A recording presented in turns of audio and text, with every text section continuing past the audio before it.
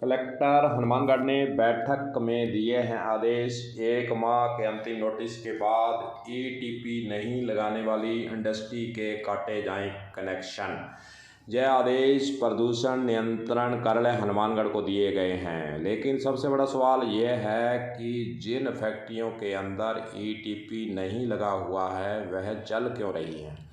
खास बात यह भी है कि प्रत्येक वर्ष प्रदूषण नियंत्रण कार्यालय इंडस्ट्रीज को एनओसी जारी करता है। सबसे बड़ा सवाल यह है कि अगर ईटीपी नहीं लगा है, शर्तें पूरी नहीं हैं, तो फैक्ट्री को फिर प्रदूषण नियंत्रण कार्यालय जो है वो एनओसी जारी क्यों कर रहा है। इसके खेल के अंदर ही फैक्ट्रियाँ शर्तें पूरी नहीं कर लोगों को प्रदूषण ज़्यादातर इस इंडस्ट्री एरिए से ही फैला रही हैं। लोगों को प्रदूषण का सामना करना पड़ रहा है। जगह जगह गंदा पानी, केमिकल युक्त पानी से बदबू आती है।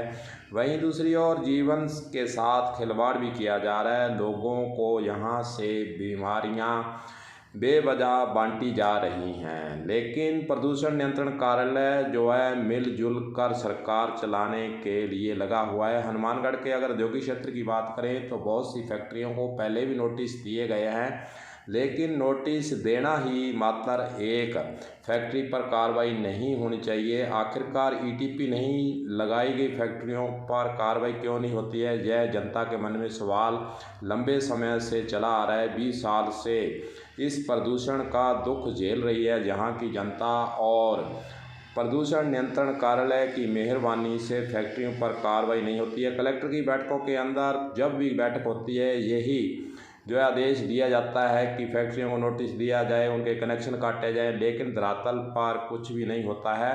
और इसी प्रकार प्रदूषण नियंत्रण जो कार्यालय है वह अपने जो कार्रवाई होनी चाहिए, जो उनके स्तर से कार्रवाई के लिए आगे आना चाहिए, वह नहीं आ रहा है। लेकिन बैठक के अंदर जो नोटिस देने की बातें होती हैं वह कोरी कागजी ही सिद्ध हो रही हैं। इसीलिए कलेक्टर को भी इस ओर ध्यान देना चाहिए। आखिरकार प्रदूषण नियंत्रण कार्यालय ऐसी फैक्ट्रियों को एनओसी क्यों जारी कर रहा है, इसके लिए भी जवाब तलब होना चाहिए। और कलेक्टर को स्वयं प्रदूषण नियंत्रण कार्यालय से यह पूछना चाहिए कि आखिरकार फिर आप इन फैक्ट्रियों को एनओसी जारी क्यों कर रहे हैं। अगर एनओसी जारी नहीं की जाएगी तो ऐसी फैक्ट्रियों को ईटीपी लगाना जो है उनकी लगाना ही पड़ेगा, और जिससे प्रदूषण पर भी कंट्रोल हो सकेगा। इसलिए एनओसी ऐसी फैक्ट्रियों की जारी करने से रोकना बहुत ज़रूरी है। अब देखने वाली बात होगी कि प्रशासन के स्तर से जो ईटीपी नहीं लगाई हुई है फैक्ट्री, उनकी एनओसी जारी नहीं हो, इसके लिए कोई आदेश जारी किए जाते हैं या नहीं। कलम न्यूज़ के लिए गुरदेव सिंह सैनी की हनुमानगढ़ से रिपोर्ट।